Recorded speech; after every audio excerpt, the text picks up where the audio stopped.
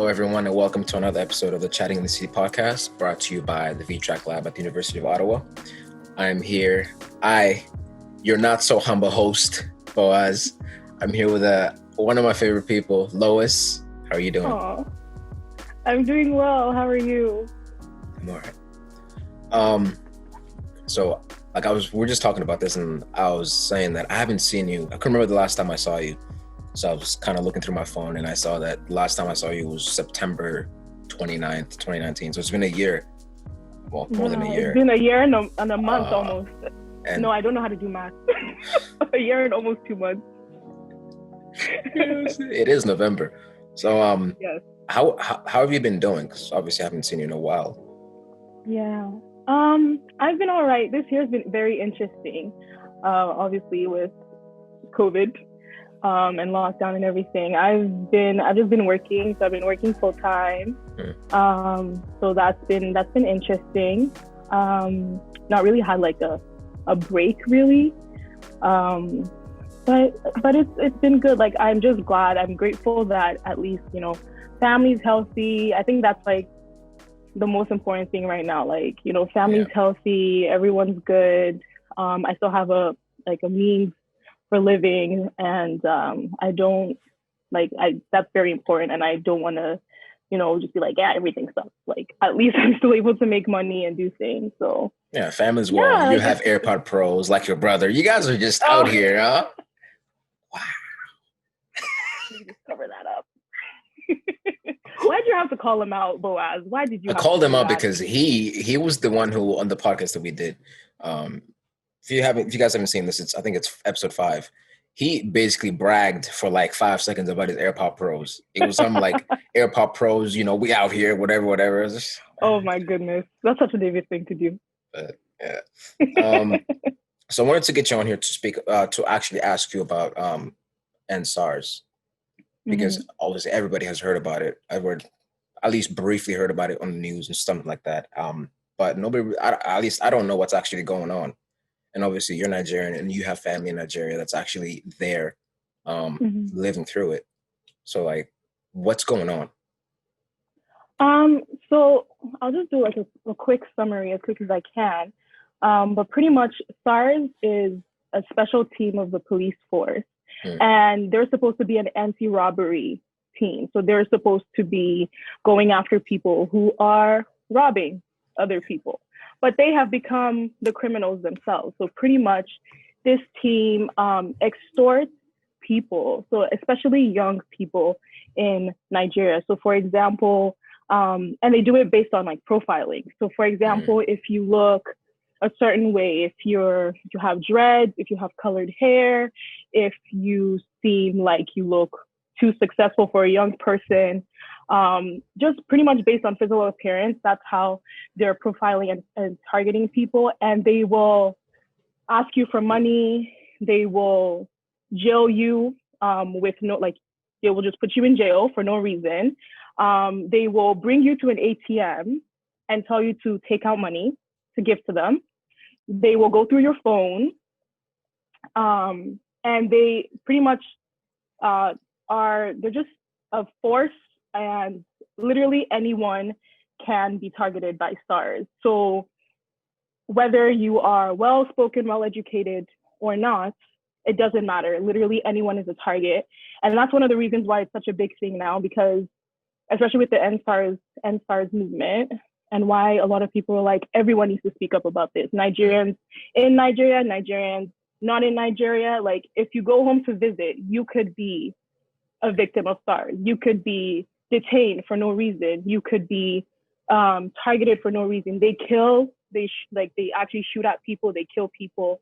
So they are now pretty much the criminals who are perpetrating fear, violence in the country of Nigeria. And so the NSARS movement, which has started for years before now, it's just gained much more publicity now because, there's social media, people are super active on Twitter, but it's been a movement that's gone on for years because people have been saying SARS needs to be ended. It needs to be disbanded, it needs to be gotten rid of. It needs to not be a thing anymore, pretty much. And there's been years of we're disbanding SARS. There's been like years and years of that's been going on. The government's been saying it's no longer exists and stuff like that. But we still see that there are these individuals who are out there who are still killing, maiming, extorting young people. And it's especially young people in Nigeria, because they have this idea that how can you be a young person with so much money in your bank account? Or how can you be such a successful young person if you're not a criminal, if you're not doing illegal things and stuff like that. So pretty much right now, everyone is just asking for an end to SARS. And this is just the beginning of other things that we're asking and that we're demanding from our government, because Nigeria is, there's Nigerians everywhere. Nigerians are so, there's so much potential in Nigerians, and it's so frustrating to see that our country, our government is limiting and putting a limit on how much success the young people in Nigeria can attain. And so this is just like a stepping stone to other demands that we deserve from the government: better infrastructure, better health, better education. Education in Nigeria right now is like so it's very disheartening to see. Children aren't going to school. They're just, trying to make money to have enough food to eat. A child should not have to pick between making money and having an education. And that's the point we're at in Nigeria. So we deserve these things. These are basic human rights. And especially with the NSARS protests, we're just asking, for an opportunity to live. People should not be killed for senseless things. It's ridiculous, really. So in a short summary, that's what the NSARS movement is just pretty much asking that the government, step up and do what's right. It's not about padding their pockets. They are elected officials. They are there to serve the people of Nigeria, and that's not what they're doing right now. So there needs to be a whole overhaul of the entire Nigerian government. They need to start from scratch, because those people they're not there for the people. They're pretty much there just to make as much money as they can and then retire and spend all their money. That's it. I guess we always think about discrimination in terms of wherever minority populations are a minority, right? Let's say Black people or Black Canadians, Black Americans. Whenever they're a minority, there's always talk of discrimination, how discrimination essentially affects their, obviously, sense of self and also their well-being and their mental health. And so this is interesting to see that it's not just, a thing that happens wherever Black people are a minority. It's also happening in Nigeria, where, that's essentially almost all Black people. And something about it also is whenever you hear about something like that going on, politically speaking, people are essentially being detained randomly. Like you said, being taken to their ATMs to take out money. What? But something that always happens is in the moment, I guess you don't really see it, but after a time, it's like trauma, essentially, right? Yeah. So you said, these young people, they're just, let's say they're being on a walk and then they're stopped and saying, hey, I see your iPhone. Where'd you get that? How do you have an iPhone?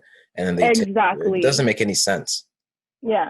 Yeah. And it's crazy to see, because even I've spoken with some friends recently, some friends that I went to school with back in Nigeria. And honestly, it's not uncommon it's more common that everyone has had an experience with SARS than you would expect. So two of my friends that I started speaking with again recently, both have had experience with SARS, which is at this point, it's I can't even be shocked anymore, because it's more it's such a common thing nowadays, and which is really ridiculous and crazy, because these are people who are just starting their lives. They're the same age as me. They're putting in the time, putting in the effort. They've gone to school, they're educated, and they've been stalked by SARS, and they've been, abused and treated in such a bad way.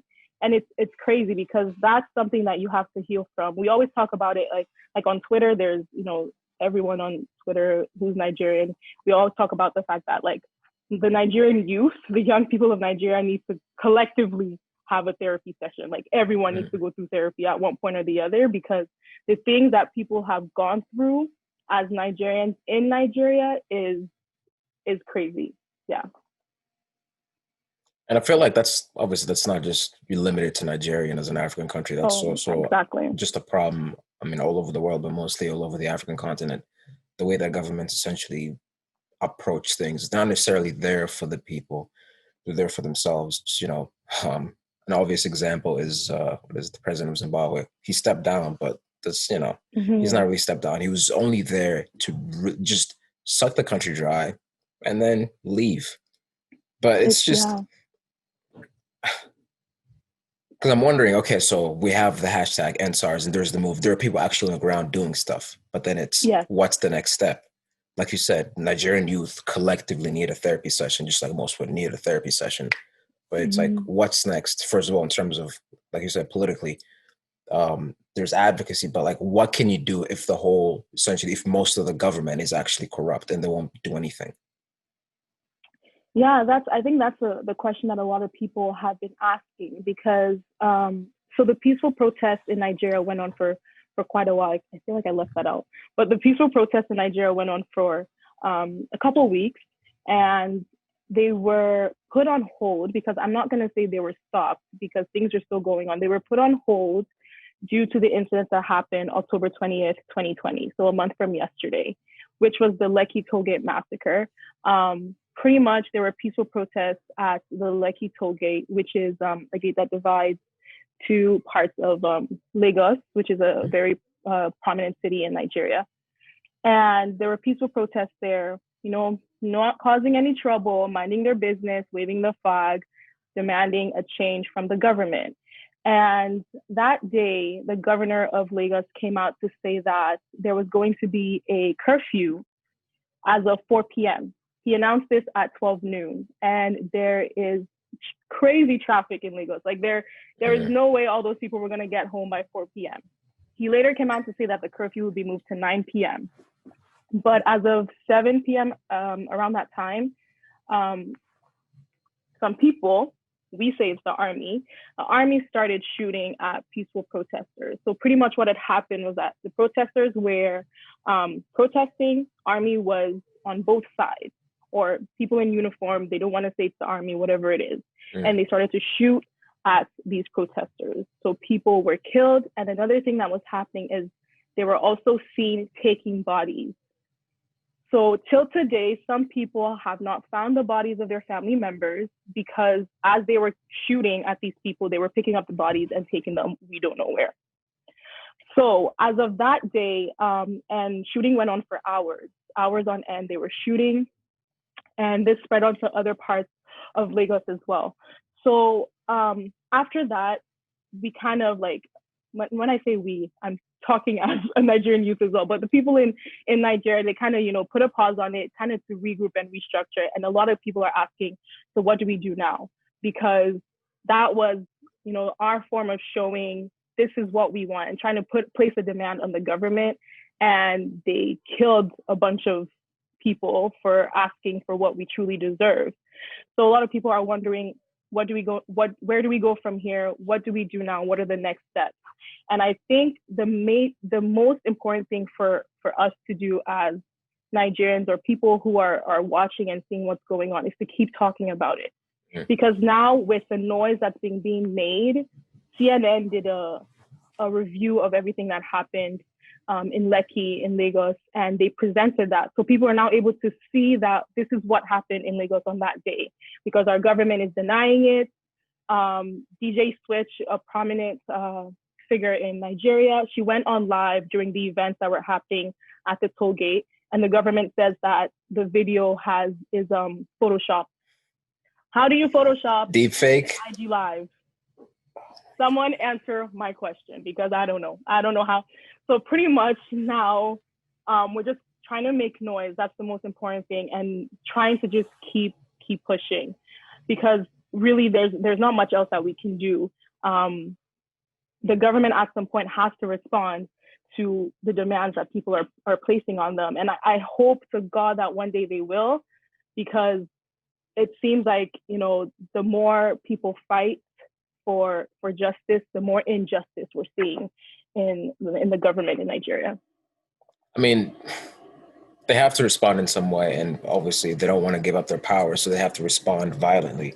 Like you said, they send the army, air quotes, to deal with the people and take their bodies away, which I don't understand why. I mean, like I understand violence, I understand violent governments. But why are you going to take the bodies? Are you trying to show that nothing happened here?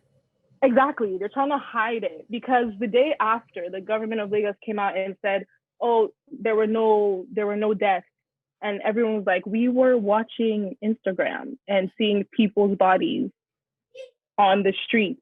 How? What do you mean?" And then he came out to say, "Oh, there were 2 people who died, but we don't know if it's related to this." And everyone's like, "What? What are you talking about?" So pretty much, they were trying to cover up everything that they did.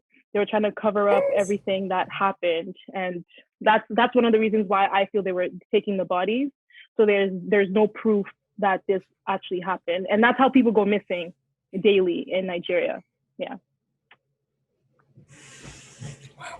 I don't even know what, because I mean, I'd heard about EdSARS, and obviously you see posts here and there about what's going on, but I never actually knew what was happening. And I always felt like looking, if you start to look it up as someone who doesn't know what's really going on, you kind of like, you can get taken random places where you get misinformation and all that stuff, because it's 2020, and like you said, the government is saying that the video was faked. Was photoshopped. And like, fake news. How do you Photoshop an IG live? We're not that far into technology. Like you can't Photoshop an IG live as it's happening. Maybe you can do it after the fact, but as it's going on, you cannot Photoshop it. It's amazing. But I guess to turn things more personal, like you said, Nigerian youth need a therapy session collectively. What's the conversation around mental health been like in your family? Because I mean, you're the oldest, and so you will probably know more. I don't want to say more, but like, what's it been like? Because I mean, David, I would have asked David, but he was too busy bragging about his AirPod Pros. But please. Do we really have conversations around mental health? I don't know. I think in many Nigerian homes, the topic around mental health is still very stigmatized. And for me, I'm Nigerian, I'm African, whatever. I'm also Christian. So in those 2 spheres, I feel like the topic around mental health is still very stigmatized. We don't really address it the way we should and the way we need to. I think my parents are starting to discover that there is more to an individual than just their physical health. That their mental health also plays a part in how an individual reacts to things and how an individual goes through life. For me personally, I'm like very aware that mental health is very, very important. And for my siblings as well, I think we all are, and we do try to check in on each other, especially this year. It's definitely been different for everyone. With David living, away from home, my sister is in school and everything. So we do try to check in on each other and just see how everyone's doing. And with everything going on social media, you're always saying different things. We do talk about the importance to step away, take a break, take a minute, and just take care of yourself and look after yourself. I think it's years ago, like mental health wasn't a topic that came up. So I think things are getting better. But I don't think we're fully at that point where I could say like, oh yeah, we definitely talk about mental health and how important it is. I don't think I could say that just yet, but we're getting there. We're working towards that. I mean, most families don't, especially Black families, like you said, Black Christian families. I mean, for myself growing up, most of the people in my family and extended family were in health. So there were doctors and nurses. But like you never really heard about somebody talk about mental health and like something like depression, anxiety, stuff like that. It was always, just medical, air quotes, just strict medical stuff. Yeah. Yeah. Right? So has it changed more recently? Yes. But like you said, slowly. It's a slow change. So we'll just take it one day at a time. And I honestly, I always try to say, the Bible's great and we can pray against things, and stuff like that. But we also have to take active active steps to take care of yourself. You can't just say, oh God, I'm not going to have anxiety or I'm not going to have depression, because it's not like, if your brain is inclined to be that way, praying it away is not gonna solve anything. Yeah. We always say, prayer plus, health, like, seeking help. The same way as, if you have an injury or if you have a broken bone, you can pray that, you're not going to have much pain and stuff like that, but you still have to go to the hospital and get the bone fixed. So just the same way with your physical health, you also have to take care of your mental health that same way as well. Is what I think. I had a pastor on, Jourdain, and she was basically saying the exact same thing. She was saying that basically what she's trying to do in her ministry is to get people to sort of, at least in the church, to talk about it more and to acknowledge that it affects people and you can't just rely on praying. Obviously, faith is important. Actually, faith is it's a protective factor against mental health problems, but it's like, if you're suffering, it's not enough. Exactly. Yeah. And now for your sweater, before we go, would you like to talk about your sweatshirt? How can I get one? So the sweater was made by my lovely friend at Zephyr Factory. So that's ZEPHYR Yes. So during the protests that were going on, there were a group of people who were collecting funds to, sustain the protest. So to help people who were being detained for no reason, help people who needed healthcare because they were being shot or they were being abused in one way or the other, help families of people who lost a family member or things like that. So those people were collecting money, and my friend at Zephyr Factory started to make the sweater, and the proceeds that she collected from that she sent to help and support the protest in Nigeria. I don't know if she's still making them. I should have double checked before today, but y'all can hit her up. Is she here in Canada or is she in Nigeria? She's here? Yes, she's here in Ottawa. Okay. She's here in Ottawa. So so we bought the sweaters, and then the money that was made from it, the proceeds were sent back home to assist. Yeah. Okay, so cool. It's a very good cause. Shout out to you, girl. We'll find her. We'll find her and add her at in this video somewhere down here. Yeah. All right. I guess actually, yeah, I haven't brought this up in a little while. The 3 things you cannot live without. Essentially, the premise is if you're stuck on an island, right? I guess I'm bringing this. Okay. What was the last person I asked? I think it was Victoire. I know you asked Vic. If you're stuck on an island, what are the 3 things you absolutely cannot live without? Water. Yes. Does that count? Let's assume your basic needs are met. So you have water, there's a source of food. This is hard. But it's just you on the island. Music. That's one. Okay.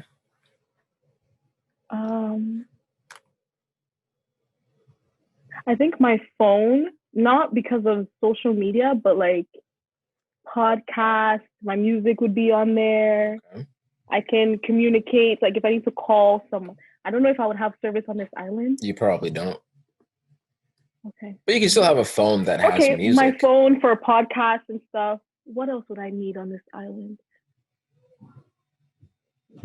I would say God, but he's always with me wherever I go. So I don't know what the third thing would be. This is a hard question. I've been realizing it is a hard question. Maybe a book. Okay. Or like books, because if I finish the book, will someone bring me another book? Let's say books. Books will fall on you like manna from the heavens. Okay, yes. So whenever you need a book, one will float from, I don't know, in the mouth of a dove or something. I don't know. Yeah, some music. I was going to say like maybe something to like write down my experiences, but I don't really journal like that. I'm just trying to get into it. So yeah, those 3 things, I think. Okay, music. Music, my phone, and books. Yeah. Yeah, actually, I might start journaling as well. I've been thinking about it a lot. Victoire kind of got me thinking about it, and I'm still on the fence, but I'm leaning towards it. Vic got me a journal, actually. Yeah, so she got me, it's a guided journal. So it has prompts in it, which is great because I've been trying to be like, okay, let me journal because I'm going through an important time in my life. I want to remember all the feelings and everything I was thinking and all of that. And I haven't been able to do it. I like open up a piece of paper and I'm like, so what am I gonna write about? So the guided journal I think is great because there's prompts in it, and it's the Becoming guided journal. So it's by Michelle Obama. Wow. My auntie. And so shout out to Vic for that. And I'm trying to, I'm not there where I'm like journaling every day, but I'm trying to do like once a week and build from there. So I just started. I'm new to journaling. You should try it. First step is actually finding a journal. So I gotta go somewhere and find one, and then I can start. Yeah. But if I do it, it's gonna be like, it won't be every day. It'll be probably, like you said, once a week, or if I feel like I have something to really write down. To write about, yeah. Because I felt like when I started in the journal, I was like, you know what, it would be nice to be in my 50s or whatever and look back and think about what was going on in my 20s. What were my thoughts? What were my feelings and stuff like that. So that's the motivation behind trying to get into it. We'll see how long it lasts. You'll be fine. You're motivated enough. You're motivated enough. So sure, it's a pretty cool experiment too, because if you think about it, like your memory gets worse as you get older. Yeah. Plus, like even your memory now is not necessarily what you remember is not what happened exactly. You kind of remembering what happened. So like writing the things down in the moment. Well. Yeah, like I was telling you, my childhood memory is not that great. So I definitely should journal so that I remember what happened in my 20s. Yeah. That's nice. Everybody should start journaling. Anyway, thank you so much. We'll tag your friend here. So, if you're still making the sweaters, we can reach out to her. I actually might try to get one. So we'll see. Thanks again. Yes. Take care of yourself. Speak up, guys. I'll see you soon. Bye.